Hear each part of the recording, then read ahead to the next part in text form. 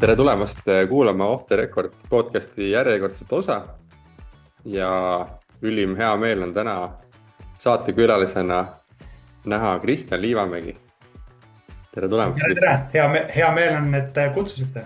Meie seas võib olla kuulajaid, kes ei ole kunagi Kristjanit nagu näinud, mis on nagu ilmselt pea võimatu investeerimismaastikul, aga kuna Kristjan on üks tituleeritumaid jaeinvestoreid, siis meie kogukonnas alustades ma hakkasin neid sinu tiitleid üles kirjutama ja Exceli ruum sai otsa.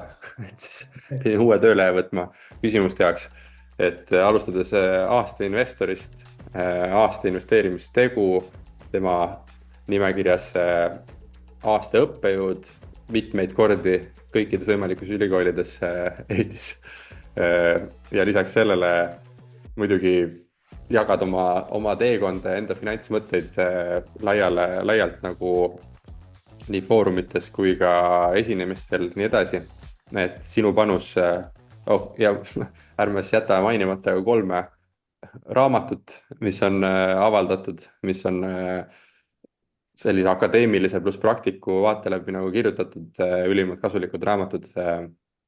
Ja siis podcasti autor veel, mis üks Eesti kuulatum podcast aasta tagasi veel. Nii et tõeline legend istub meil siin.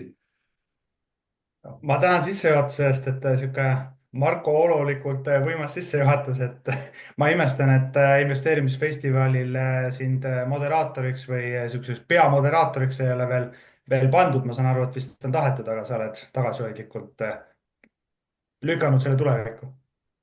Ilmselt saame mõelda, et Kristjan oleks järgmine aasta, nii et ma annan endast parima, et sulle see pakkumine tuleks. Aga täna siis räägiks sinuga kõigist erinevast teemadest.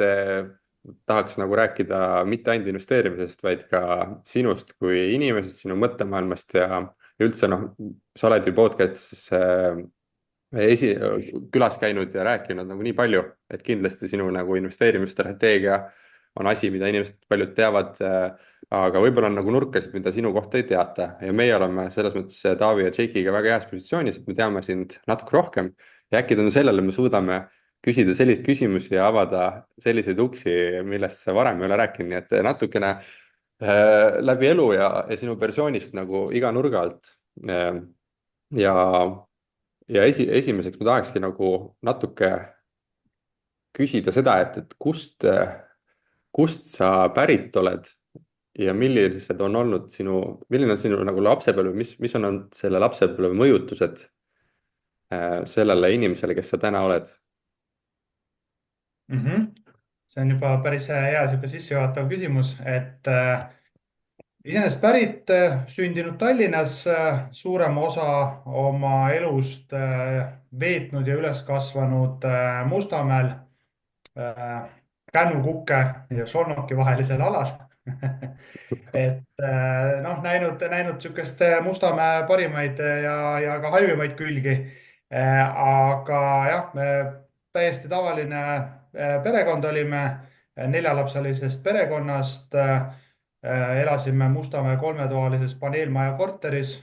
Käisin Tallinna Saksa Gümnaasiumis, mis oli ka siis Mustamäel alguses vist rajoonikool, lõpuks ta siis muudeti sihukese saksakeelse kallakuga kooliks. Ma küsin kohe, vabandust, ma segan vahele, ma küsin seda, et mitmes laps sa peres oled? Mina olin esimene. Okei, nii et teenäitaja, et siis pidid nooremaid aitama kasvatada ka mingis mõttes. Noh, kuigi jah, eks sai panustatud, aga ma ütlen ausalt, et ikkagi erinevates elutsükli etappides väga palju mind on motiveerinud just spordivaldkonnas, mis meie peres mitme põlvkonna vältel on väga niisugune au sees olnud, on motiveerinud mu vend, kes on muuhulgas Eestit esindanud 2 olümpiamängudel.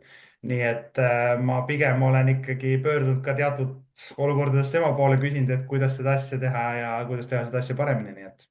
Ja sul on siis üks vend ja kes veel? Üks vend ja 2 õde. 2 õde ja 3-toaline korter, kus te elasite, kuidas te siis neid tube jagasite? noh, nii nagu vanasti ikka jagati, et kuidagi tuli ära mahutada, nii et me et vennaga lapsed olime kõik ühes ühes toas. toas ja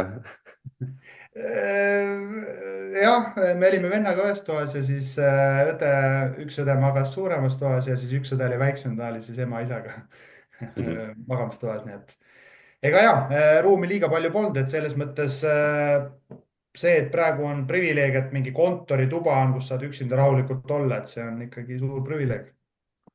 okei, aga sa jäid pidama sinna Saksa gümnaasiumi peale, et tuli ka saksakeelne nagu õpe sisse või ilmselt siis said saksa keelega suhu päris kiiresti? jah, et eks ma arvan, tõenäoliselt päris palju on ikkagi ka juhust olnud, vähemalt lapsepõlves, et ega neid teadlikke valikuid, noh, lapsena ikka, mis sa siin ikka oskad valida, et öeldakse, teed seda, mida öeldakse ja aga ma arvan, et mind kindlasti on mõjutanud minu edasises teekonnas ja siiamaani väga palju see, et mu ema-isa otsustasid või suunasid, et ma alates 7. klassist võiksin olla saksakeelses osakonnas.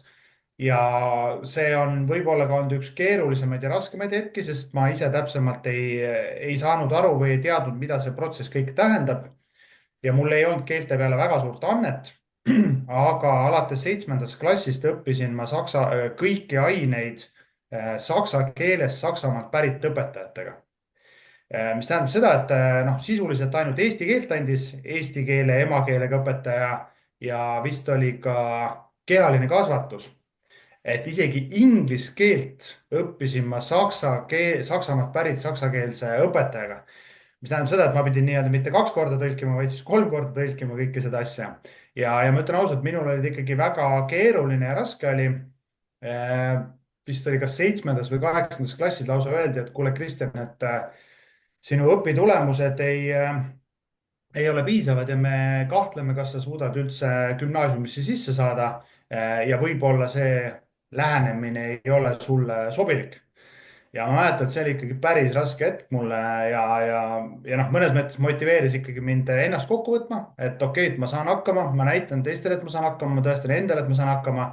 ja ju siis motiveeris piisavalt, et gümnaasiumi lõpetasin ikkagi hõbemedaliga ja 1-4 oli, ülejäänud olid kõik 5, nii et ju siis midagi seal ikkagi toimis. milles see siis 4 oli? 4 oli eestikeelne ajalugu. okei, ei saa Saks-, pahaks panna. jah, Saksa ajalugu oli 5, aga Eesti ajalugu oli 4, nii et anname selle Kristjanile andeks praegu. aga milliste väärtustega ja võib-olla õppetundidega sa kodust oled iseseisvusse ellu nagu tulnud, et mis sa arvad, mis on kodust nagu kõige rohkem sulle nagu pähe istutatud või mis harjumused sa sealt kaasa said? ja eks noh, ütleme arusaadavalt, kui ikkagi peres on 4 last, siis selleks, et kõik kenasti oma toimetused tehtud saaks, ega siis liiga palju aega ja fookust ühele lapsele panna ei saa, mis tähendab seda, et noh, ma arvan, et iseseisva elu alustamiseks see tegelikult on päris hea nagu stardipunkt. et meile anti väga vabad käed, ehk siis meil oli vastutus, aga seeläbi ka võimalus kõikidel kujundada oma elu, eluteekond ja eluvalikud suhteliselt iseseisvalt. ehk siis keegi ei seisnud kõrval, ei hoidnud meid vati sees, et kuule, ära seda tee, siin võib sul kukkuda, ma ei tea, külm ämber vett pähe või ära jumala eest seda katsu, et see teeb sulle haiget või ära üksi õue mine, et siis võib-olla keegi tuleb sinuga kaklema. et on kõik need teekonnad läbi käidud, on saadud õppetunde, on loodetavasti midagi ka õigesti tehtud. aga ma arvan, et see on väga palju mind kujundanud ja suunanud, et siis, et ma võtan vastutust enda elu eest ise, mitte keegi teine ei ela minu elu. ainult mina saan elada ise oma elu ja kõik, mis ma teen, selle eest ma ise ka vastutan, mitte keegi teine ei ole süüdi ei poliitikud, ei ei mu ema-isa, ei naabrimees ega sõbrad, vaid kui midagi teen, siis mina ka selle eest vastutan, nii et võib-olla see mõtteviis on tegelikult päris oluline olnud just hilisemas elutsükli etapis, et lapsena võib-olla ikka noh, jah, võtad seda nii nagu võtad, aga ma arvan, et see on üks õppetund või niisugune väärtus, mis on kaasa tulnud.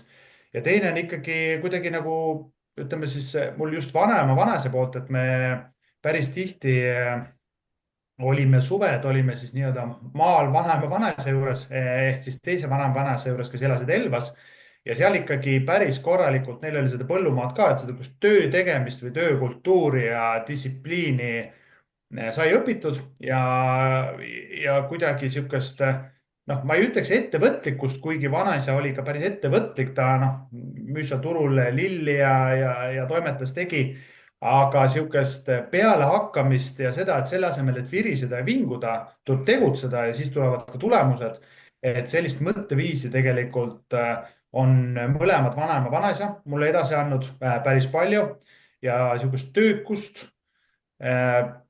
ja järjepidevust, et see on, minu jaoks on see olnud nagu normaalne keskkond, kus kasvada, aga ma saan aru, et vähemalt siin uutel generatsioonidel see ei ole iseenesestmõistetav, et nii-öelda sihukest töökust oleks. ma mõtlengi, et kuidas sa täna ise lapsevanemana nagu näed, et kas on raske sellist samasugust väärtusbaasi nagu edasi anda, et lastel natuke ise rohkem kasvada või olles nagu võimalusi on rohkem, saab ise nagu rohkem kodus olla, et siis teinekord võib-olla tahad laste käekäiku rohkem suunata ka ja hoida neid vati sees või kuidas selle tasakaalu leidnud täna olete? ma arvan, ma ise jah, selles osas nii hea või edukas ei ole, kui võib-olla minu ema-isa olid, et ikka tahad natuke rohkem, tahad natuke paremat, võib-olla tahad natuke rohkem olemas olla.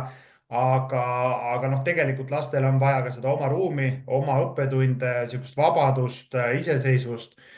ma arvan, et mingis osas me suudame seda hästi teha ja mingis osas ma ise mingil hetkel ise tunnen, et vot võib-olla sekkun liiga palju, võib-olla teen midagi nende eest ära, mida tegelikult peaksid nemad ise tegema või õppima. et loodetavasti siis järgmistel aastatel selles osas olen targem. aga räägi veel lisaks sellele, et see saksakeelsesse õppesse pandi, kindlasti see oli nagu suur pöördepunkt mingis mõttes, arengu mõttes, aga kas sul on olnud veel selline ülikooli ja enne seda või isegi varastel tööaastatel mingi oluline pöördepunkt, mis kujundas sinu edasist ellusuhtumist või mingi raske otsus või teekääne, kus sa pidid nagu teise suuna võtma? ma arvan, et kaks sihukest olulist punkti minu jaoks on olnud, üks on võib-olla sihuke natuke naljakas tagantjärgi, teine on ikkagi päris, ma arvan, päris noh, selles mõttes tõsine, et mind mõjutas see ja kui ma tagantjärele mõtlen, siis tegelikult väga hea, et mõjutas. ma võib-olla alustan sellest tõsisemast alguses, et jätame see naljakama või humoorikama teema võib-olla lõpetuseks. kui ma see oli tõenäoliselt kas gümnaasiumi esimestes klassides vist või põhikooli lõpus. ma suvel käisin, kui oli vaba aega, siis ma käisin tööl ja ma ise otsisin erinevaid võimalusi, kuidas siis nii-öelda toimetada, teha. töötasin nii uksepoisina või portjeena viisaka nimega, aga töötasin ka auto laovarud või ütleme autolaos, kus siis erinevaid varuosasid oli võimalik komplekteerida ja tellimusteks teha. ja ma mäletan, et ma olin väga õnnelik, kui ma sinna tööle sain, sest minule tundus see nagu päris töökoht, et see on päris inimesed, kes ongi noh, päevast päeva teevadki seda tegevust 8 tundi ja ma olin väga sihuke optimistlikult meelestatud. ja kui ma siis sinna tööle läksin suvel appi puhkuste ajaks, siis minu jaoks ma sain päris kiiresti aru, et see on tegelikult füüsiliselt päris raske ja teiseks ka mentaalselt päris nagu noh, kuidas nüüd nüristav.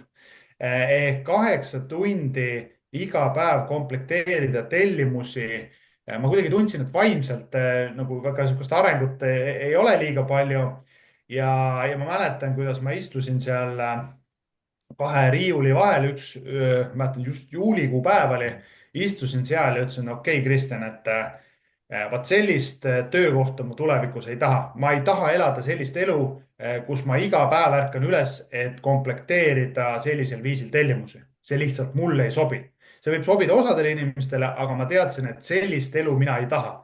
ja veel konteksti pannes, siis see raha, mis ma selle eest sain, see oli Eesti kroonides, see oli 3000 Eesti krooni, noh, suurusjärgus 200 eurot kuus. ja vot siis ma sain aru, et okei, Kristjan, nüüd tuleb teha midagi teistmoodi, nüüd tuleb õppida mingisugune teistsugune amet, mis päriselt mul paneb silma särama ja mida ma soovin teha 30, 40, 50 aastat kuni pensionile minekuni. ja ma teadsin, et see on see elu, mida ma elada ei taha ja see motiveeris mind just rasketel hetkedel pingutama rohkem, minema ka ülikooli ja seal rasketel hetkedel ikkagi nii-öelda võtma vastutust ja tegema see asi ära, sest ma teadsin, mida ma ei soovi. ma ei teadnud, mida ma tahtsin, aga ma teadsin, mida ma ei taha. et see oli võib-olla üks pool, mis mind mõjutas lapsena või nooremana ja lapsena ma mäletan, noh, niisugune teine humoorikas pool, millele mina sellel hetkel vaatasin läbi niisuguse huumoriprisma, noh, võib-olla ka praegu, aga mõne jaoks võib-olla see paneb natuke kukalt kratsima, on siis see, et ma tegin lapsena ka või noh, tegelikult tegin elus siiamaani päris palju sporti ja tegime ka päris kõrgel tasemel sporti. aga kuna meil raha ei olnud ja tegelikult ega perekondadel, kes meil seal võistkonnas käsipallis mängisid, ega seal väga kapitali polnud, et välisreise teha. aga tegelikult välisreise teha me soovisime, sellepärast et Eestis, noh, selles vanuseklassis meile lihtsalt ei olnud vastaseid ja selleks, et seda raha siis saada, et teha välisreise Skandinaaviasse, Euroopasse, Prantsusmaale, Austriasse ja nii edasi, oli meil vaja siis seda raha kuidagi teenida. et üks asi, me käisime põldudel, käisime terve meeskonnaga kive koristamas, aga minu jaoks ikkagi sihuke ekstreemne oli see, kui me neid pudeleid ja purke korjasime, et sellel Eestil seda taararinglust veel ei olnud, aga siis oli võimalik neid plekkpurke viia Rootsi ja sellest saada täitsa viisakalt raha. ja mis me siis tegime, oligi siis see, et meil oli nagu sihuke noh, väikest viisi võistlus, aga noh, treener andis ülesande, et kõik peate korjama suurtes kogustes võimalikult palju peale trenni alati neid purke. ja siis me käisime, noh, no ütleme siis ausalt välja, me olime nagu prükkarid, et me käisime üks asi tänavatelt võtta, aga noh, sisuliselt osad võtsid sealt ka prügikastidest ja ma mäletan kõige ekstreemsem olukord, mis oli, ma nägin, et ühel perekonnal oli nagu aia taga need kogutud plekkpurkides sihuke suur noh, prügikott oli täis. ja siis ma ütlesin emale, ema sõitis autoga mööda, ütles, oota, pane praegu stopi peale nüüd. peatame kinni, ma lähen hüppan üle aia ja ma lähen võtan selle koti ja panen autosse ja lähme viime need ära. noh, ma ei imesta, et kuidas ema nagu selle ideega kaasa tuli, aga selle ideega kaasa tuli ja see kott sinna autosse taha läks ja need purgid sinna Rootsi utiliseerimisse läksid. ja niimoodi me siis seda raha reisimiseks tegime. et ma ei tea, kui mul lapsed täna tuleks sihukese ideega, noh, eks ma peaks neid julgustama, sest ma olen ise selle teekonna läbi käinud, aga kui mul ei oleks seda tausta, siis ma arvan, et ma vaataks väga skeptiliselt sihukeste asjade osas. aga eks sealt tulid õppetunnid ja õppetund oli väga selge, et raha ei tule kuskilt pangaautomaadist, raha ei tule vanemate rahakotist, raha tuleb ise välja teenida. ja iga purk, mis sa seal võtad, see vaev, mis sa seal näed ja kui palju vaeva peab nägema, et minema lihtsalt noh, saada lihtsalt finantseerida seda välisreisi. et see oli minu jaoks, pani ikkagi raha väärtuse väga noorena konteksti. ja kuidas öelda siis, mõistlik või mõistlik tarbimine oli minu jaoks juba lapsest põlve nii-öelda elu loomulik osa, sellepärast et ma teadsin, et raha ei ole, raha ei tule lihtsalt ja raha ei tule kuskilt niisama. et selle nimel keegi peab pingutama. et ma arvan, sind, need on kaks õppetundi, jah. sind, Kristjan, võibki kuulama jääda nagu, et kohe näha, et miks sa aasta õppejõud ja asjad oled, et lihtsalt suu ammuli kuulad, et kuigi me juba mitu aastat tunneme, siis ikka ja oled ju mingil määral selle looga tuttav, aga ikka tuleb uusi asju välja, et kasvõi see, et me mõlemad Mustamäe poisid, käisin ka Saksa gümnaasiumis ja samas oleme ju koos olnud, rääkinud, aga ei ole üldse kuidagi pannud kokku, et täpselt samas koolis on ka haridustee olnud. vot minu jaoks väga üllatav, vot ma ise õpin ka. jah, Vau. et aga väga lahe, aga kas kui sa on ju gümnaasiumi lõpetasid, tundsid, et sina sihukest elu ei taha, siis peale seda sa läksid ehitusteaduskonna logistikat õppima.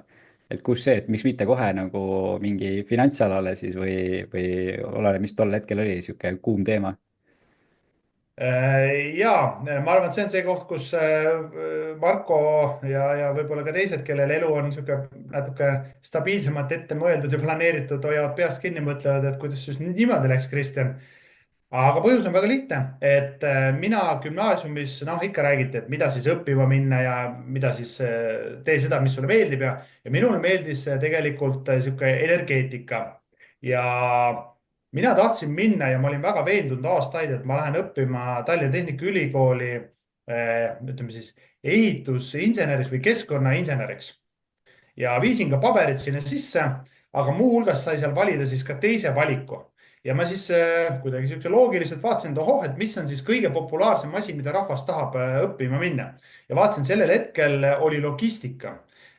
noh, kuidagi uus õppeaine, tundus sihuke transport, logistika, see oli Euroopa Liidu, Venemaa vahelised kõik need transpordikoridorid, tundus kuum teema ja ma panin ka siis sinna nii-öelda selle valiku kirja ja kuna sinna konkurents oli 10-1 ja ma kuidagi imekombel sain sinna tasuta ka õppimise sisse, siis ma mõtlesin, et ju kõik teised on nii targad, et nad teavad, et see logistika on mingi väga äge tuleviku asi. et ma mõnes mõttes viskasin oma unistuse kõrvale ja läksin rahvamassiga kaasa, arvates, et nemad teavad rohkem kui mina. ja see oli põhjus, miks ma läksin logistikat õppima ja vaat kui hea õppetund, hea kui viga kohe. Umbes ma arvan, sihuke teisel aastal sain teada, et see ei ole absoluutselt see teema, mida ma õppida tahan. see ei ole minu kirg, see ei ole minu hobi, huvi. lahe seltskond oli, siiamaani head sõbrad sealt, kursakaaslased. aga õnneks mul õnnestus selle vea niimoodi kuidagi nagu sealt edasi minna, et ma lõpetasin logistika ära.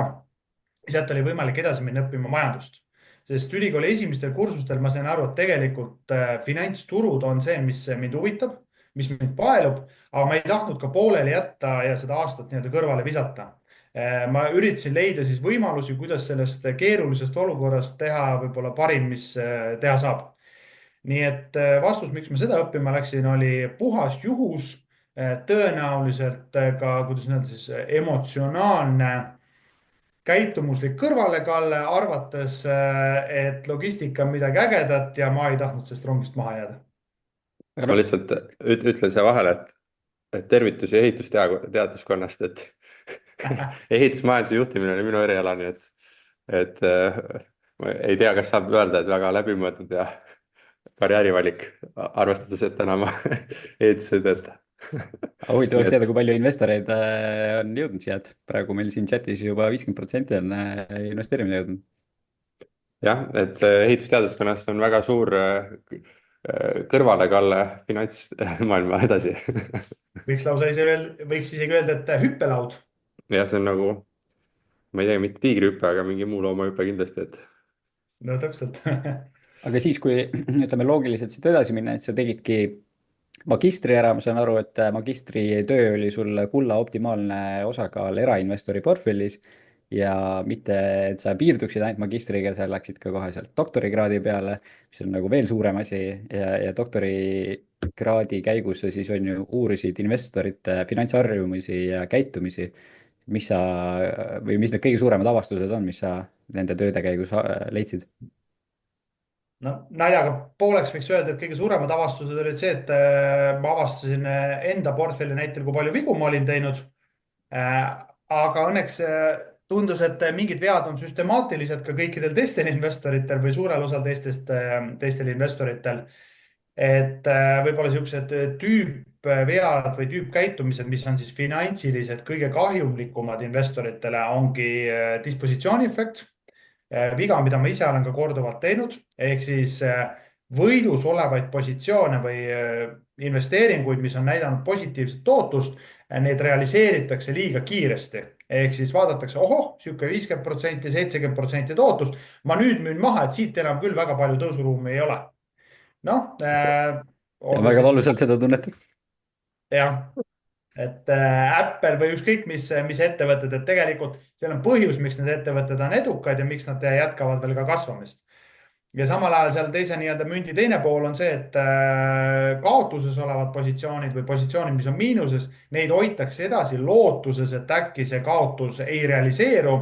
ja seal on ka siis see kaotuse vastumeelsuse käitumuslik kõrvalekalle, mille puhul siis see aju trikitab meid ära, ehk siis see valu kaotusest samaväärse kaotuse võidu puhul ei ole meile tunnetuslikult samaväärne, mis tähendabki siis seda, et kaotavaid positsioone me hoiame edasi, ettevõtted meil elab kehvasti, nendel on põhjusega aktsiahind langeb, aga me hoiame edasi lootuses, et äkki see kunagi taastub.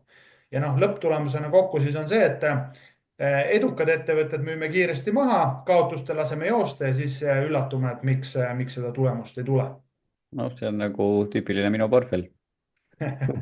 mulle täpselt samamoodi, nii et ja aga noh, see ongi noh, ma ütlen niimoodi, et mõistes, et miks me seda teeme, on võimalik ka tulevikus siis noh, midagi natuke teistmoodi teha, nii et. aga kui sa läksid, kas sa teadsid kohe, et sa tahad nagu doktorikraadi ka ära teha või tuli see ajapikku?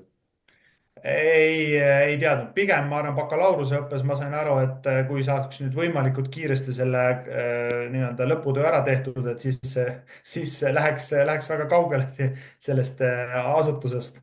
aga ma arvan, eks see elu mõnes mõttes motiveeris või sundis mind ikkagi lähenema akadeemiliselt natuke selle õppeprotsessile. ja põhjus on väga lihtne, et inimesed õpivad väga mitmel viisil, on neid, kes õpivad läbi enda kogemuste. minule meeldib niisugune süstemaatiline õppimisviis, sest see kuidagi motiveerib või distsiplineerib mind rohkem, et ma käin kuskil kohal, sarnaselt mõtlevate inimestega jutustan, räägin, arutan, analüüsin, et niimoodi ma olen palju tulemuslikum kui see, et ma ise võtaks selle aja ja istuks maha.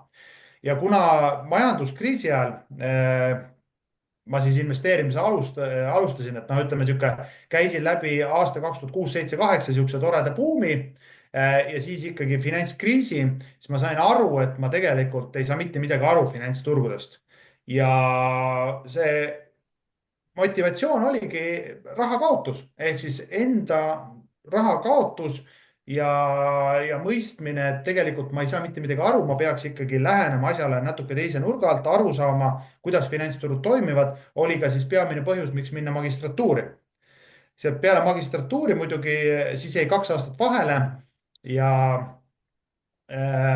noh, ma siis arvasin, et ma nüüd hakkan aru saama, aga noh, reaalsuses siis see investeerimise psühholoogia pool tegelikult oli ikkagi jäänud veel tahaplaanile. ma arvasin, et analüüs on see, mis nii-öelda aitab teha edukamaid tehinguid, elimineerides või jättes kõrvale selle, et tegelikult psühholoogial on väga suur roll, mitte ainult investeerimisotsused, vaid kõikides rahandusalastes otsustes meie elus. ja jõudes selle teadmiseni, siis noh, mõnes mõttes tekkis võimalus ka minna doktorantuuri ja ma siis nii-öelda hobi korras sinna doktorantuuri läksin. aga kui ja sulle nii palju meeldib õppida, et kuidas nüüd need lauad on vahetunud ja sa ise hoopis õpetad teisi, et miks sulle hoopis nüüd see meeldib ja kui palju või mis sa sealt vastu enda jaoks saad?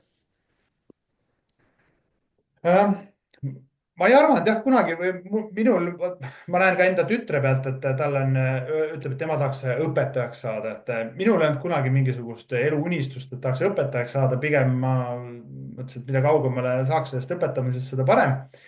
aga ühel hetkel või noh, minu jaoks see muutepunkt oli ikkagi see, et kui tegeleda selle valdkonnaga, mis on nagu kirg või mis sütitab, mis paneb, mis paelub, siis mulle väga meeldib selle teemal arutleda ja mõnes mõttes sihuke nagu viis või eneserealiseerimine, kuidas ma seda teha saan, ongi siis suunata seda diskussiooni loengu formaadis. et noh, eks neid lahendusi on erinevaid, näiteks Marko Olo asutas investeerimisklubi, ka see on tore asi, noh, see on, ma arvan, et oleks ka sihuke äge asi on. minus ei ole võib-olla nii palju sihukest ettevõtlikkust või eestvedamise geeni. mulle meeldib see, et see süsteem selliselt toimib ja mina tulen sinna ja siis me arutleme nendel magusatel teemadel ja siis ma saan ära minna nii, et ma ei pea mingisuguste koristamistega tegelema või mingi arvetega või mingisuguste muude asjadega. ma olen natukene mugavam kui Marko. ja selles mõttes see sobib, nagu see ülikooli formaat sobib mulle kenasti. ja ma arvan, et ta ongi tänaseks hetkeks sihuke hobi või eneserealiseerimine ja sihuke äge nagu mõte, et sa ärkad hommikul üles, et oh, mis mind ees ootab, oh, kell 10 on loeng, saab arutada finantsturgude teemadel, tänaseks teemaks näiteks kinnisvara õiglase väärtuse leidmine. noh, äge, ja siis on sul veel 50 või 100 teist inimest, keda ka see vähemalt osaliselt huvitab ja siis toimub sihuke intellektuaalne mõttevahetus ja jah. et ma ise mõtlen selle peale, et selline ise diskussiooni juhtimine ja nii-öelda õpetamine on vist kõige parem viis ise õppimiseks ka. et kui sul tegelikult nagu õppimisgeeni on, siis ise need teemad nagu lauale tuua, ise initsieerida mingeid vestlusi ja et läbi selle sa õpid kõige paremini veel, sest sa paned esiteks ennast ka sinna positsiooni, et sa saad tagasisidet ju publiku käest või noh, õpilaste käest ja see, siis sa ei taha eksida. ja tänu sellele siis õpid veel rohkem ise, ja ma arvan, et see ikkagi on natuke nagu seal on nii palju sarnasust sellest, et õpetamise läbi õpid sa ise nagu ka kõige rohkem, nii et tundub, et Kristjanile meeldib lihtsalt õppida väga palju. Ma arvan, et sellest on tõsi ja alati on igas seminari grupis või igas sihukeses lennus on oma Marko Oolod, Taavi Ilvesed ja Jake Varrad, kellel on oma lähenemisnurk, kes on väga nutikad, targad ja kes mõnes mõttes provotseerivad ja challenge ivad mind. ja vaata, see on see, mis mind motiveerib iga aasta seda uuesti tegema, et kui see oleks üks ja sama rutiin, siis ma ei jõuaks seda kaua teha, aga alati on kuskil keegi, kes tuleb, et kuule, aga mõtle selle peale või kuule, et noh, mis sa sinna aktsiatesse investeerid, et Bitcoin ju võtab terve maailma üle, et paari aasta pärast noh, sina sinna üldse enam ei õpeta. ja sihukesed huvitavad intellektuaalsed diskussioonid, et minna siis temaga sellesse teemasse sisse, aru saada, miks tema nii mõtleb, mis on tema nüansid ja tal tavaliselt ongi ka mingeid häid ideid, et neid edasi ise uurida, et olen nõus, et see sütitab kuidagi mind ja võib-olla see õppimiskõver on oluliselt kiirem kui ise mingeid raamatuid lugedes või kuskil mingeid Youtube'i videosid vaadates. ega Bitcoini õiglase hinna väärtuse leidmine ongi raske teema, mida loengus kajastada, et. no täpselt. aga ma võtan siit teema üle siis, et nagu me enne rääkisime, siis sa tegid koos Katri Telleriga ühte väga populaarset podcast'i, aga siis mingi hetk, kui te olite just tipus, saite aasta investeerimise Teo auhinna, siis otsustasid selle projekti kõrvale jätta ja samas tõid ka välja, et asju oli sulle juba nii palju kuhjunud, et sa jätsid mitu tegemist ja projekti ära, jätsid alles ainult need, millega sul meeldib siis tegeleda.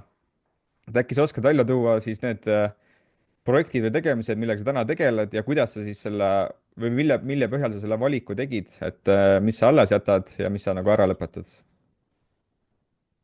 ja no võib-olla veel taustaks, sa tõid kenasti see rahareide teema ka siia teemasse sisse, et ma arvan, et noh, naljaga pooleks võib öelda, et ma arvan, see hetk, kus me kõik koos seisime seal laval ja aasta investeerimistegu välja kuulutati, siis kui ma vaatasin ikkagi OTR meeskonnale ja nüüd ka siis naiskonnale otsa, siis ma sain aru, et ega siin pikka pidu rahareedel pole, et tuleb õigel ajal joon alla tõmmata ja teatepulk üle anda.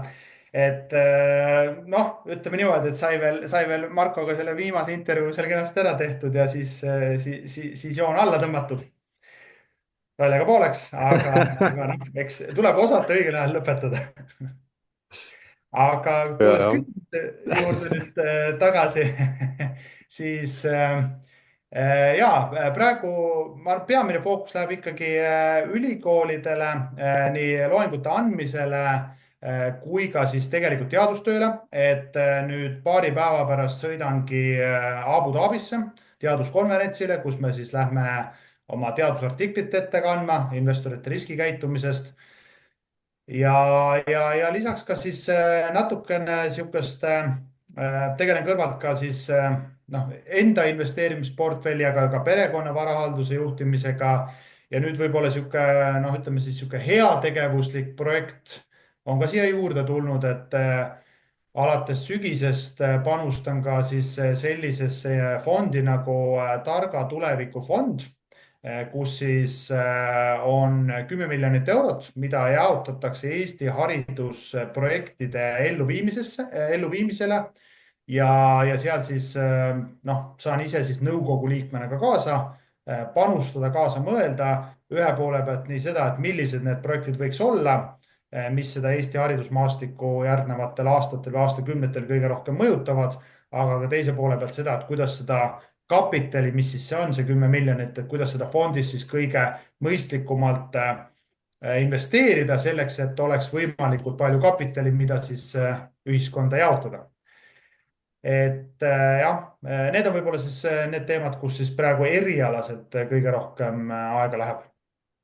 aga kuna sa oled teinud nii palju neid erinevaid asju, sa kindlasti oled saanud palju tagasisidet, nii positiivset kui negatiivset, et kas sa ise tunnetad, et kas see tagasiside on sind ka kuidagi kallutanud mingeid valikuid tegema, kas siis midagi, ma ei tea, pikemalt tegema, kui sa ise tahaksid, või siis hoopis vastupidi, et on tulnud nii palju negatiivset tagasisidet või ma ei tea, kasvõi kiusamist, et sa ei ole enam tahtnud mingi asjaga tegeleda või kuidas sa nagu seda tagasisidet endasse vastu võtad? Äh, jaa, vot see on päris hea küsimus ja ma arvan, et see ajas natuke muutub, et tõenäoliselt nooremana olen ma olnud või ma arvan, ma oma loomuomaduselt olen väga vastuvõtlik tagasisidele, nii positiivsele kui negatiivsele.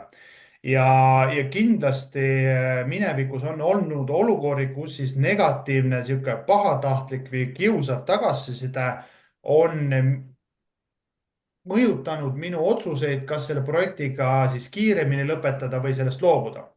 ja noh, ma saan aru ja nii lihtne ongi kõrvalt öelda, et kuule, ära lase sellel tagasisidel ennast mõjutada ja ma arvan, et te teate väga hästi, et ega teile tuleb ka, et noh, ongi, pakun praegu puusalt, aga igast 10 tagasisidest 9 on positiivne ja võib-olla 1 on negatiivne, aga see 1 negatiivne tagasiside, mis isegi sa saad aru, et see on niisugune pahatahtlik võib-olla trollimine, see läheb nagu korda, see läheb hinge ja, ja kahjuks mingil määral ta ikkagi mõjutab, vähemalt minevikus mind on mõjutanud. ja mingid projektid, mida ma olen teinud võib-olla enda vabast ajast, siukses natuke, ütleme, heatahtlikkuse või siukses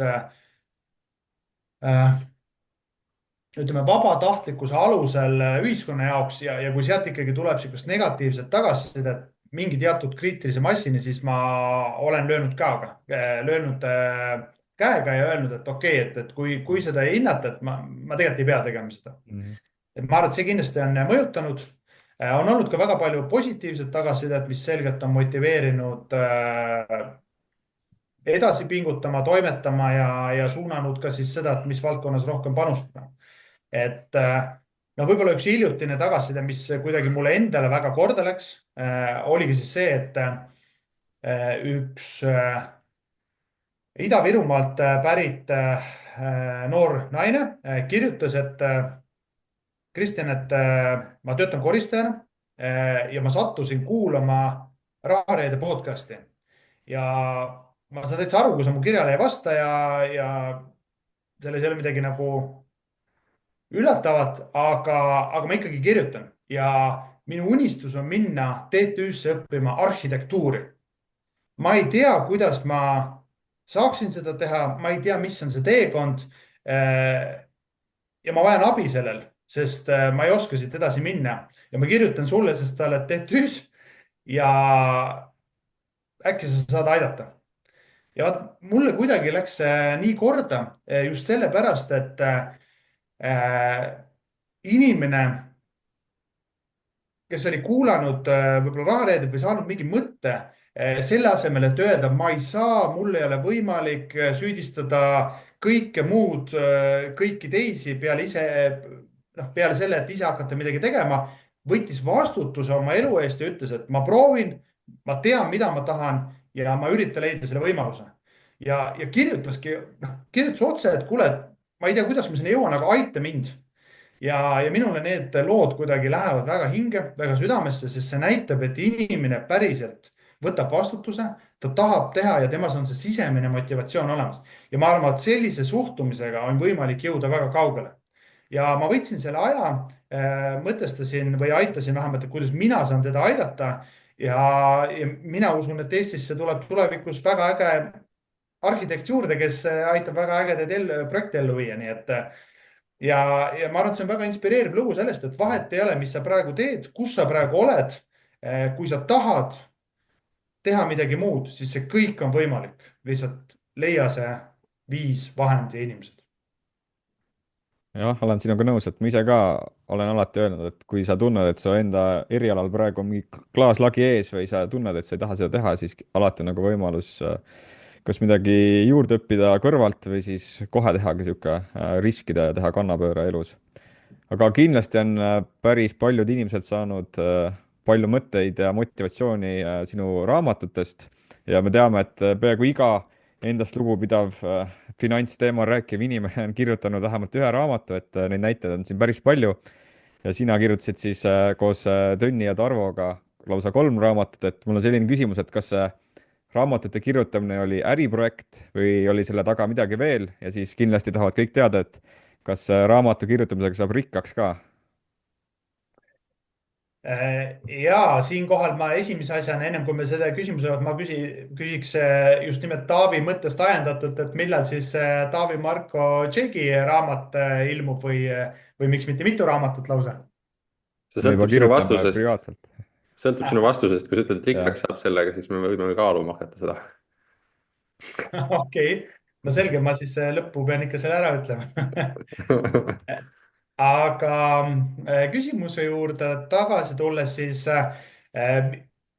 algselt see idee, mis oli tegelikult see, et ma ütlen, minu jaoks isegi see mõttekoht sai alguse isegi oluliselt varem kui see hetk, et kui me kirjutama hakkasime. siis ma mäletan, et ükskord, kui ma pojaga lasteaiast tulin, siis poeg ütles, et kuule, et täna käis meil ühe lasteaiakaaslase isa käis siin rääkimas, ta oli politseinik, et jumala äge, et tal oli nagu, ta oli politseiriietuses ja näitas neid asju ja et mis sina issi teed?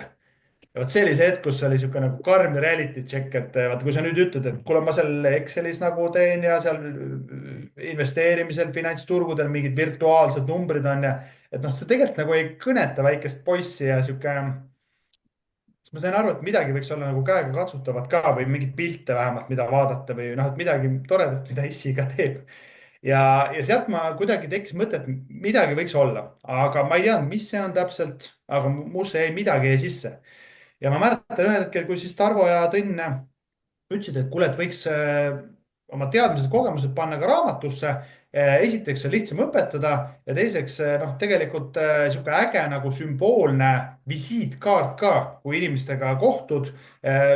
paned raamatu näppu, ütled, kuule, näe minu visiitkaart, et ja mulle see mõte kuidagi väga meeldis, et raamat kui midagi füüsilist, mida oma tegemisest inimestele anda ja hea kingitus ka.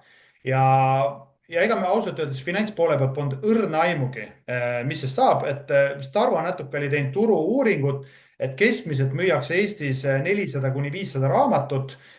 kiiresti panime Excelisse ka, vaatasime, et ohoh, et sellise trükihinnaga, sellise ajakuluga, noh, heal juhul on see null summa projekt, aga vähemalt jääb raamat alles ja noh, mis siis ikka, et sõpradele ka midagi toredat. ehk polnud õrna aimugi, et mis see nagu finantsiline pool seal jooksma hakkab. ja noh, eks tõenäoliselt kontekst või aeg oli ka selline, et see investeerimise teema sai rohkem tähelepanu. mis siis tulemus oli? Tulemus oli ikkagi see, et osutus üle ootuste edukaks. esimene raamat kui ka tegelikult see kogu triloogia.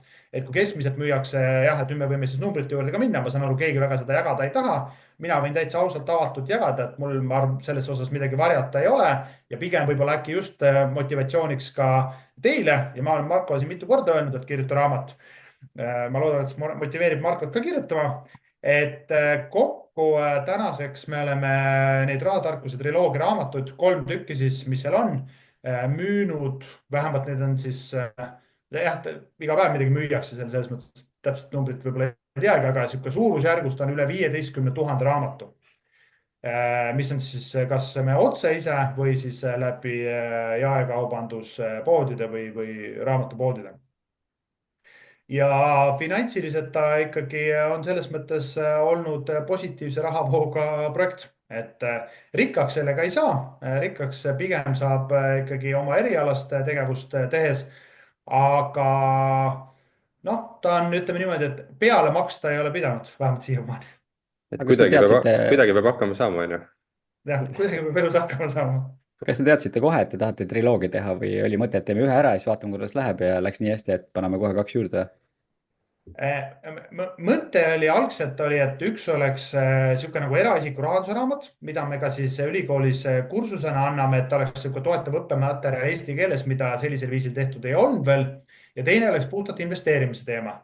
aga kuna see investeerimise teemast tuli nii palju teksti, siis me lõimegi selle või noh, ma tegin see ettepaneku, et teeme 2 osa, et ongi nagu niisugune baas ja siis on siis niisugune edasijõudnud teema. ehk sealt tuli siis lõpuks see triloogia. Algselt plaanis triloogiat ei olnud, et pigem oli plaanis eraisiku rahandus ja investeerimine, et kaks sihukest nagu plokki. Nii et mina ikkagi soovitan ka teil kirjutada raamatud, ma hea meelega loeks neid ja, ja ma usun, et ka teie puhul, kuidas nüüd öelda, siis peale maksma ei pea. ja see on äge mingi kingitus või teise poole pealt äge endale ka 70-aastaselt vaadata, et midagi on ikkagi elus nagu kaante vahele ka pandud. ja ega see lihtne ei ole nagu, ega see raamatu kirjutamine on selline väga keeruline teema, et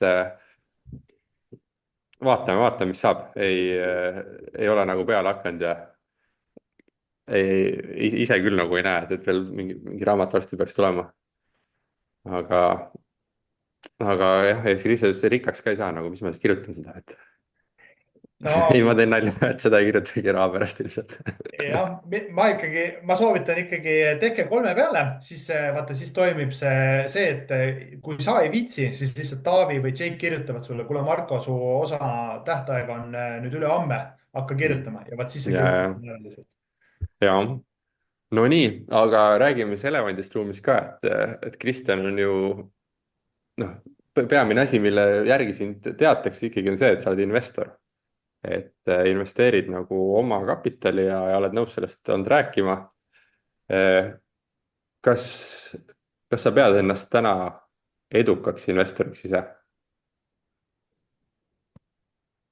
Ma ütleks, et see investeerimise puhul, küsimus on, mis on edu, et või kas üldse peaks seda defineerima, et mulle investeerimise puhul väga see paralleel või võrdlus meeldib Tartu maratoniga. Et kui stardis sa mõtled, nii nagu investeerimisega alustades, sa mõtled, et et nüüd ma lähen ja olen edukas investor ja võrdlen ennast kõikide teistega ja siis selgub, kus ma siis nagu olen. Siis tänaseks hetkeks, kus ma olen 18 aastat seda investeerimisrada sõitnud või Tartu maratonil, ütleme siis jõudnud sinna 40. kilomeetrile, siis saad aru, et ei investeerimises ega Tartu maratonil sa ei võistle mitte kellegi teisega peale iseenda. Ja see hetk, kui sa taipad või saad aru, et tegelikult investeerimise mõte ei ole see, et kas su portfell on suurem kui Markol või kas sa näitad kõrgemat tootlust kui Jake või Taavi või kas sa leiad mingi parema diili kui keegi muu. Vaid see kogu see protsess käib tegelikult ainult võrreldes sinu endaga või see, mille jaoks see sulle oluline on. Siis minu jaoks see kuidagi see taipamine ühel hetkel nagu aitas lahti mõtestada väga hästi seda, et investeerimine on üks pusletükk minu elust. See on tööriist, mis aitab elada minul ja minu perekonnal ägedat elu. Ja ta võimaldab mulle teatud asju, mida ma muidu võib-olla teha ei saaks. Eelkõige siis aega ja sihukest vabadust või paindlikkust. Ja sellises kohas nüüd küsida, et kas ma olen edukas investor. Ma ütleks, et kui ma suudan varasid juhtida niimoodi, et nad aitavad mul ägedat elu elada, siis ma võiks öelda, jah, ma olen edukas investor. Teine mees kindlasti kõrvalt küsib, et okei, aga mis sul siis see tootlus on, et võrdleme ikka tootlust, et see määrab edu. Ega see tootlus väga palju SB500 indeksi tootlusest üle ei ole, mille järgi tehniliselt võib öelda, et mis see siis on, et sihuke keskmine investor ju. Nii et see on natuke sihuke defineerimise küsimus, maitse asi. Ma ei ütleks, et ma investeerimise puhul ei ütleks, et see on kas edukas või mitte edukas. Ma ütleks pigem see, et kui investeerimisportfell ja see tegutsemine investeerimismaastikul aitab saavutada mul oma eesmärke, aitab ja panustab minu elule, ägedale elule kaasa, siis tegelikult on kõik hästi. Ma arvan, et see küsimus ongi nagu sissevaatav küsimus, et kas sa oled endaga investorina rahul? Kas sina, kui näed ennast investorit, kas sa oled endaga nagu rahul? Et see on see küsimus. Ja see ajapikku muutub. Ma tean, et see muutub, sest sa alustad hoopis teisest kohast ja siis sa tekitad endaga rahu mingites asjades. Jah. Ja vaata huvitav ongi see, et ma arvan, kui sa oleks küsinud seda umbes aasta või poolteist tagasi, siis ma oleks öelnud, et mina individuaalselt endaga investorina olen rahul. tänasel hetkel tegelikult on väga nagu sihuke, ma olen võib-olla leidnud koos Kärdiga, abikaasa siis, leidnud siukse huvitava nüansi, et tõenäoliselt on see varade maht ja selle instrumentide keerukus läinud juba siuksele tasemele, et vanaviisi nii-öelda sihuke ühe OÜ alt tehes Excelis neid asju enam sellisel viisil teha ei saa. Tuleb mingisugune uus nii-öelda level lahti lukustada ja mina ütleks, et ma tänasel hetkel veel ei ole jõudnud sinna, kuhu ma tahan jõuda. Ehk siis see suur pilt on see, et ma ei vaata ennast kui investor Kristjan, kes teeb oma OÜ alt tehinguid ja üritab üksikuid positsioone, vaid suund, kuhu me liigume, ongi, ma ütleks nüüd niimoodi, rohkem professionaalsem family office, kus hallatakse süstemaatiliselt riskidest lähtuvalt perekonna varasid, mis lähtuvad perekonna vajadustest, unistustest ja soovidest. Ja vastavalt sellele valitakse ka siis instrumendid. Ja muuhulgas minu jaoks väga hea moment selle või tööriist, mis aitab seda ka ellu viia. Siinkohal siis sooviks tunnustada Taavit ja Markot, kes on ehitanud siukse ägeda tööriista nagu Portfello, mis samamoodi aitab professionaalsemalt jälgida, monitoorida varasid ja mitte ainult üksiku portfelli varasid, vaid tegelikult terved perekonna varasid, mille pealt on võimalik oluliselt paremat teha kvaliteetsemaid otsuseid selle portfelli juhtimisel. Ehk siis ma arvan, Hello. no, täpselt ja ma arvan, et ma täna investorina veel ei ole seal, kuhu ma jõuda tahaksin. Et see on minu meelest nii huvitav küsimus selles vaates ka, et eriti me rääkisime raamatute kirjutamisest, on ju, siis teinekord astud lavale, kus investor Toomas palub sind rääkima mingil teemal. Sest et investor Toomas näiteks näeb, et sinu jutt oleks nagu kuulajatele väga huvitav. Ja siis sa ise sisimas ilmselt kõik mingi maani võitlevad natukese sellise imposter sündroomiga ka, on ju. Et kas ma olen piisavalt hea laias vaates, et seda raamatut kirjutada, või siis kas ma olen piisavalt hea, et ma võiksin rääkida siin publiku ees, kui siin publikus istub 10 ärimeest, kellel on 20 miljonised ärid jooksevad ja portfell on võib-olla 5 korda suurem, on ju. Et investorina nagu mingis mahus, kui avalikult kõneledes, sellised nagu teemad käivad läbi. Aga mida kauem tegutsedes, see kindlamaks jääd sellele, mis sa ise nagu teed ja jälgid oma protsessi ja nagu väga palju, ega sa ei anna kellelegi ju nõu, sa ikkagi räägid seda, mis mina teen ja kui kellelgi on sealt midagi kaasa võtta, siis võtke nagu kaasa. Ja täpselt, ma olen Marko mõttega väga nõus ja ma usun, et kõikidel, sealhulgas ka nende suurärimeestel on teatud olukordades see imposter sündroom, mis mind on võib-olla aidanud natukene seda konteksti panna, on see, et vaata see, mida me selles hetkes vaatame, on lihtsalt üks väike pusletükk kogu elust. Ma arvan, et see suur ärimees, tal võib olla 100 miljoniline portfell, aga tema vaatab Marko sulle alt üles, ütleb, kuule, sul on nii äge elu, sul on äge perekond, ägedad lapsed, su tervis on korras.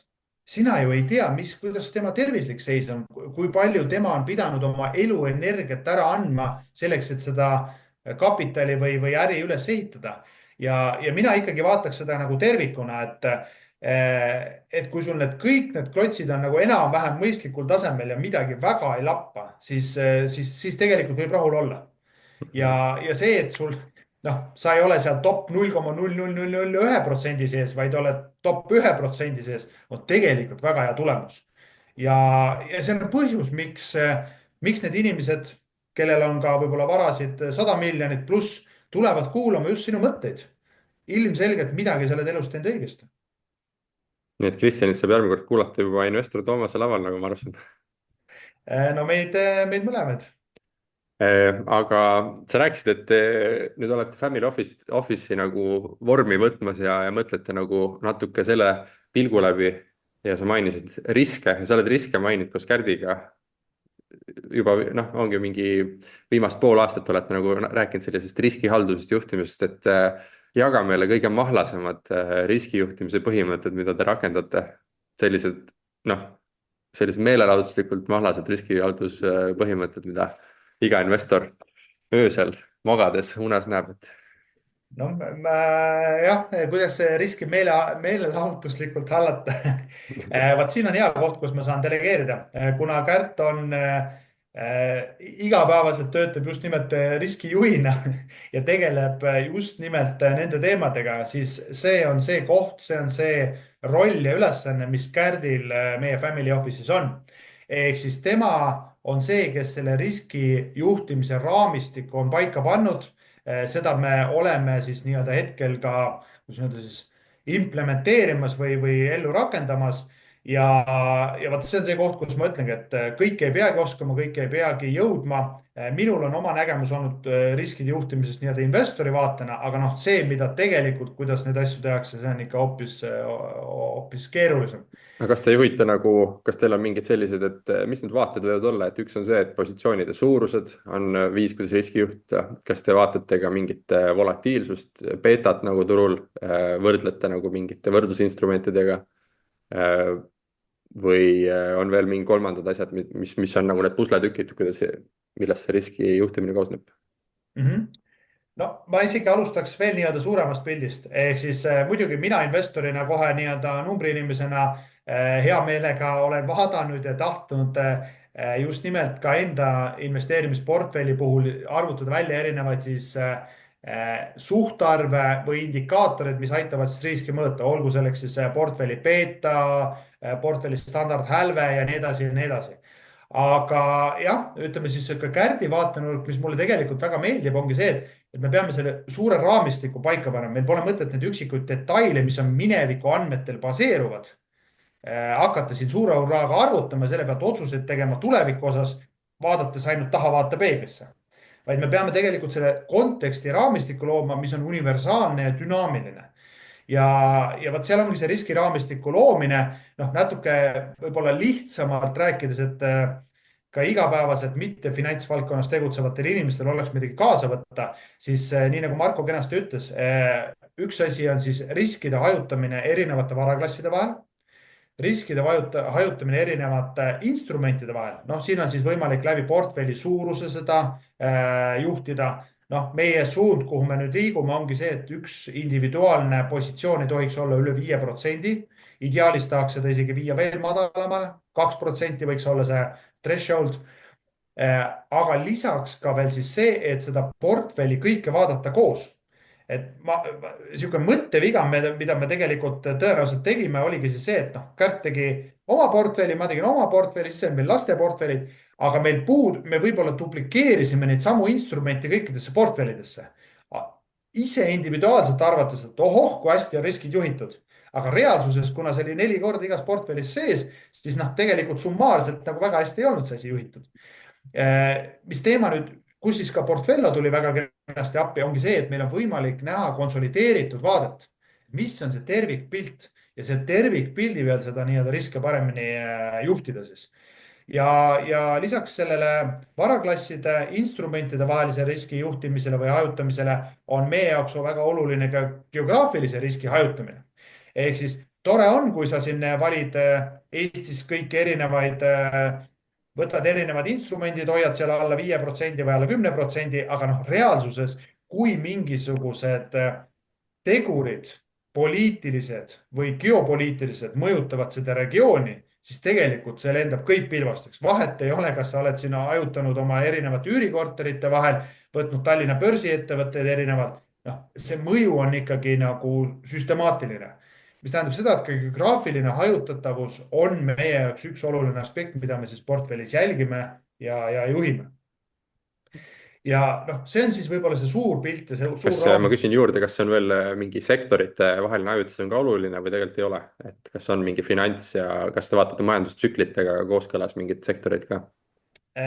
No nüüd on see nurk, kus siis ma ütleks, et me liigume aktiivsesse portfelli juhtimisse ja mina olen teadlikult ka öelnud, et jah, kuna erinevad varaklassid ja sektorid liiguvad majandustsüklis erinevalt, siis tulenevalt oma taustast ja võib-olla siis ka nagu noh, kuidas öelda, teadmistest, oskustest ja natuke sellest ka, et tahaks elus mingit väärtust ka luua, siis see on see koht, kus me oleme kokku leppinud, et siis ka majandustsükli üleselt portfelli juhtimine erinevate varaklasside vahel liigub ette antud raamistikus.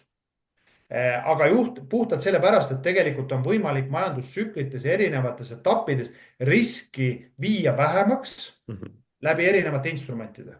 Toon lihtsalt näiteid, et noh, näiteks majandustsükli tõusufaasi tipus või kahanemisfaasi alguses võlakirjad või ka siis raha ja raha ekvivalendid pakuvad portfellile paremat stabiilsust ja väiksemat riski, mis aitab majandustsükli langusfaasis nii-öelda paremini läbi minna.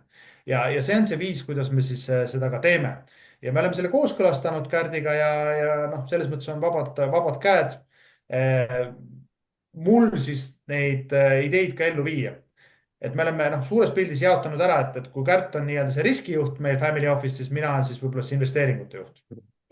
Ja kiired küsimused meie poolt siin kasutame Kristjan aju ära, et kui siin teha lihtkoeline arvutus, et võtad oma portfelli ja vaatad, et mis siis oleks olnud, kui ma oleks kogu selle sama raha pannud samal ajal indeksisse, et oleks saanud 20% rohkem aastast tootlust näiteks, et see aasta on väga hea indeksi aasta olnud. Et teie riskijuhtimisplaani vaadates, kuidas sellele peale vaatad, et kas indeks käitub üldse instrumendi lõikes ühe instrumendina, millel on 5% osakaalu või kuna indeksi sees on juba 1000 ettevõtet, kas nad käituvad selles mõttes kuidagi teistmoodi, on neil teine riski osakaal ja mis riskid veel võivad seotud olla sellega, kui lihtsalt võrrelda paljakoeliselt seda, et kui ma oleks kogu oma portfelli pannud indeksisse, siis oleks parem tulemus olnud. Siin oli päris mitu küsimust, et hakkan siis otsast peale, et mina isiklikult ikkagi indeksfondi või fondide puhul lähtun selle fondi alusvarast. Ehk siis meelevaldselt öelda, et 5% indeksis on sama, mis 5% ühe ettevõtte aktsias, minu hinnangul ei ole korrektne.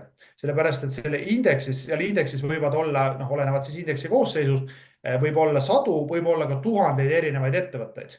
Ja see on hoopis teine risk kui üksiku ettevõtte risk. Ehk siis indeksi puhul need raamid on mõnevõrra laiemad, aga lähtuvad ka sellest ikkagi, et see üksiku alusvara osakaal ei oleks liiga suur. Ehk siis indeksit mina ei paneks patta ühe individuaalse ettevõttega, et minu jaoks see on ikkagi hoopis erinev riskitase. Nüüd küsimus, et kas benchmarkida oma portfelli kogu aeg SP500 või World Indexi vastu ja siis nutta, kui ta sellel aastal jääb sellele alla ja mõnel aastal on sellest parem, siis ma arvan, et siin me jällegi võrdleme natuke siukse õunu pirnidega ja üritame aru saada, et miks õun ei maitse nii nagu pirn. Selleks, et võrrelda asju või võrrelda ka instrumente omavahel, tuleks võrrelda ikkagi sarnaseid instrumente. Ehk kui portfellis ongi teadlikult valitud strateegia 100% omakapitali instrumentides või aktsiates, siis võid sa võrrelda seda turuindeksi vastu. Kui sinu portfellis on kinnisvara, siis ei ole mõtet seda SP500 indeksi vastu võrrelda, sest need täiesti erinevad varaklassid, millel on erinevad riskid. Ja mida siis saaks teha, on see, et võrrelda siis seda osakaalu, mis on aktsiates, võrrelda siis benchmarkida siis selle SP500 indeksi vastu või aktsiaindeksi vastu, kinnisvara osakaalu võrrelda benchmarkida siis kinnisvara vastu ja võlakirjade osakaalu siis näiteks võlakirjade vastu. Et muidu lihtsalt me võrdleme täiesti võrreldamatuid asju. Ja nüüd küsida, et mis oleks siis, kui istuks kogu aeg indeksis. Ega ma olen ka selle välja arvutanud ja ausalt öeldes ega need tulemused on selles mõttes päris karmid. Et ma siis meelega ütlen seda nii-öelda natuke provokatiivse nurgalt näitamaks või illustreerimaks, mida see siis nagu tähendab. Et juhul, kui ma kõik töötunnid, mis ma aktiivselt olen panustanud portfelli juhtimisse, vaatan ja panen konteksti, et kui palju siis see investeerimisportfell pikas perspektiivis on ületanud SP500 tootlust, ehk siis nimetame seda siis, nagu seda nimetatakse, ülemäärane tootlus või ülemäärane täiendav tootlus. Ja kui nüüd arvutada välja see tunni hind, siis see tunni hind on kaduv väikene. Ehk siis majanduslikust vaatenurgast ei oleks mul olnud mõistlik investeerimisportfelli aktiivselt juhtida. ometigi ma tegin seda ja ometigi ma teen seda siiamaani edasi. noh, eks põhjus on ka see, et sellel on oma sihukene, jah, kuidas öelda, inimene soovib ikka, et tal oleks mingisugune mõte elus või mingi väärtus või ta midagi teeks, et noh, see on minu väljund, see on minu eneseteostus, see on minu kirg, see on minu hobi ja mulle meeldib see. ja no ma ütlen niimoodi, et niikaua kuni SB500 tootlusele kõvasti alla ei jää aktsiate positsiooniga, niikaua võib seda siis teha. Jah, ehk siis kokkuvõttes noh, muidugi võib võrrelda seda ja tegelikult enamus investoritele, passiivsetele investoritele ongi laiapõhjaline indeksfondide strateegia aktsiate varaklassis väga hea stardipunkt ja väga mõistlik strateegia. aga lihtsalt on osad investorid, noh, me siin neljakesi, kes soovivad ka aktiivselt juhtida ja valida ka teisi instrumente, mida ei saa ja tegelikult ei tohiks võrrelda SB500 indeksiga. Et aga me ise avastasime, et see on nagu hea liikuv, panev statistika nii-öelda, et kui teed selle võrdluse ära, siis vähemalt hakkab investori aju nagu tööle. Et muidugi on asju, mida me võiks alati efektiivsemalt teha ja olgem ausad, magusat ei tohiks ka süüa, on ju. Aga kes suudab vastu panna ühele mõnusale juustukoogile, et ärme siis kõike võlusid elust ka välja lõika, on ju. Et samamoodi nagu me tahame natuke podcastis rääkida mingi indeksi graafiku üle, samamoodi tahame teinekord juustukook süüa. No täpselt. Aga investeerimise teema nagu lõpetuseks, mis on sinu arust investeerimisel millele tuleks nagu kõige rohkem tähelepanu pöörata, mis mõjutab lõpptulemust enim? No see võib-olla natuke läheb filosoofilisemaks ja see on väga hea, meile filosoofia meeldib. Okei, ja ma võib-olla olen ka juba, ise arvan veel, et olen noor, aga tõenäoliselt siis noorem põlvkond juba vaatab, et noh, juba niisugune natuke me võime öelda, et Kristjan on vana hing juba, nii et räägi. No vot, ehk siis mina ütleks, et ma jätaks kõrvale kõik need tegurid, mis mõjutavad seda investeerimisportfelli matemaatilist numbrit või tulemust, mida siis tahetakse võrrelda. Ja just jätan teadlikult kõrvale selle investeerimisportfelliga riskiga korrigeeritud tootlus ja ütlen, et kõige suuremat mõju investeerimisportfelli juhtimisel mõjutab ikkagi see, kuidas sina tunnetad, et see investeerimisportfell ja sealt tuleb kas rahavoog, kapitali kasv või mingi muu aspekt, mis on, panustab sinu elu eesmärkidesse. Ehk miks ma seda väidan, on see, et sul võib olla 10 miljonit eurot ja sa võid sealt pealt teenida 20% aastast tootlust. Aga kui sa tunned ennast õnnetu inimesena ja kui sa ei naudi elu ja sul ei ole tähendusrikkaid lähedasi suhteid, siis mis kasu sellest rahavoost on? Mis kasu on sellest tootlusest, mida sa seal kuskil anonüümselt kuskil foorumis välja elad ja tunned 10 sekundiks, ma olin kõva, sest ma panin mingile tüübile või mõnele naisele ära. Versus see, et sul on näiteks 1 000 000 eurot, sellega sa teenid rahavoogu, mis on sulle piisav, mis tekitab sulle ja su perele finantsilise turvatunde, et sa saad elada sellist elu, nagu sa soovid, nagu sa tahad, sa saad julgelt võtta vastu väljakutseid, sa saad panustada aega oma lastesse, oma hobidesse, oma partnerisse ja sa oled õnnelik inimene, vähemalt rohkem õnnelik, siis mina ütleks, et see on see tulemuslikkuse mõõdik, mida tegelikult investeerimisportfelli puhul võiks siis mõõta. Ehk siis, kas investeerimistegevusest tagasi tulev emotsionaalne ja finantsiline turvatunne on see, mis panustab sinusse või mitte. Ja mina ei ajakski seda keerulisemaks, vaid jätakski siukseks filosoofiliseks. Ja vaat see ongi võib-olla ka valus, aga aus küsimus, et kui sa tegeled päevast päeva, õhtul kas isegi kaupled seal erinevad instrumendid ja pärast oled niisugune närviline või ebameeldiv ja kui su laps tuleb, küsib su käest, et kuule, et lähme mängime jalgpalli.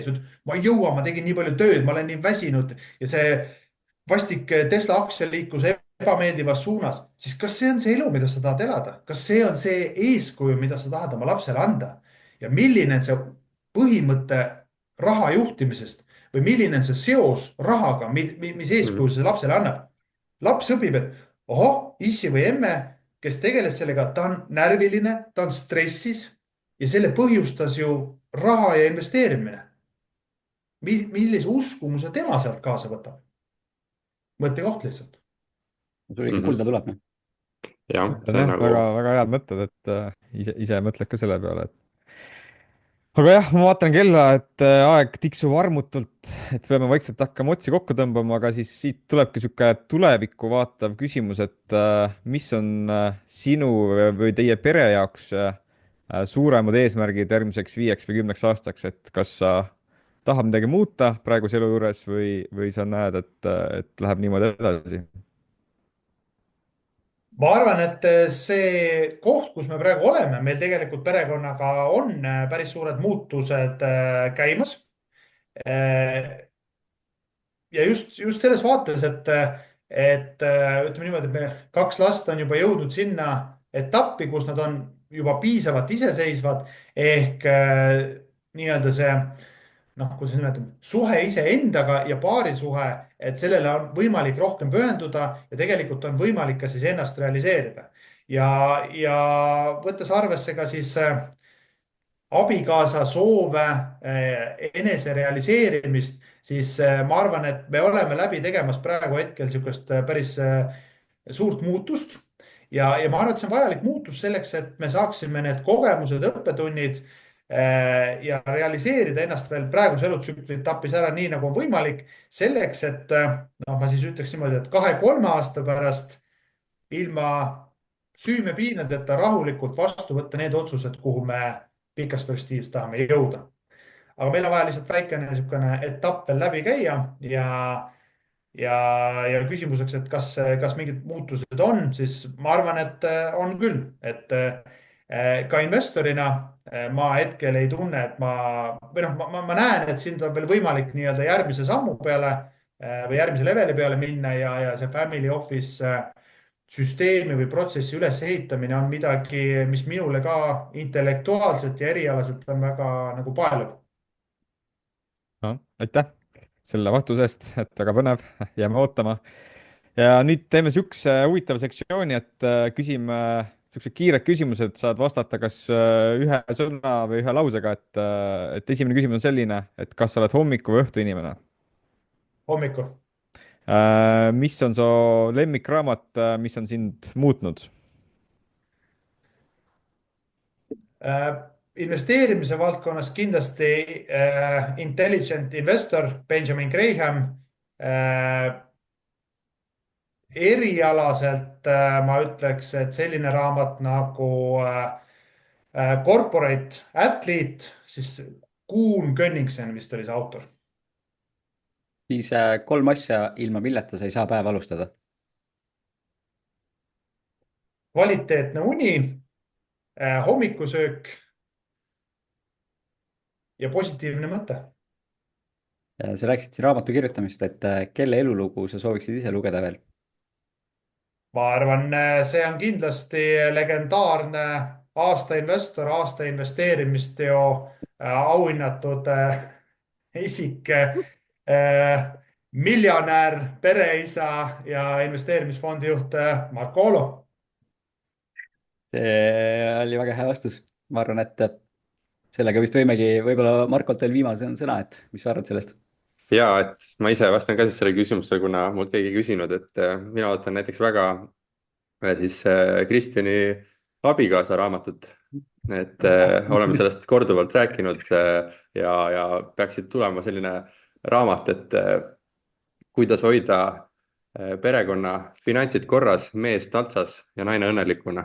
Et sellist raamatut mina tahaks väga lugeda ja ma kujutan ette, et see oleks bestseller, mis müüks kindlasti üle 15 000 eksemplari. Tahaks ise ka teada, kus meest taltsana hoida. No absoluutselt, täpselt sellepärast meil seda raamat praegu ongi, nii et Kärt, kui sa kuulad seda podcast'i, siis ikkagi mina ootan, et tuleks see ka ära. Kristjan, aga aeg läks väga kiiresti, et me oleme siin pea 1,5 tundi juba vestlenud, nii et ja ma arvan, et siin jätkuks veel paar tundi tegelikult. noh, et kui me omavahel kokku saame, siis teinekord võime ka 4 tundi nagu samu teemasid arutada. nii et, aga tänaseks tõmbame joone alla, võib-olla teeme episood 2 kunagi hiljem, et täna lähme nende mõtetega minema, et siin lõpus Kristjanil see, ma ei teagi, varaaegas läks nii lahti, et iga sõna oli kuldmuna, et neid peab seedima veel tükk aega, enne kui me uusi kuldmune peale viskame. aitäh sulle, Kristjan, et sa tulid ja enda elust ja mõtetest jagasid. Suured tänud kutsumast, alati on hea meel heade sõpradega intellektuaalselt huvitavaid teemasid arutada. aitäh. ja näeme järgmine kord. Tšau. Bye. Tšau.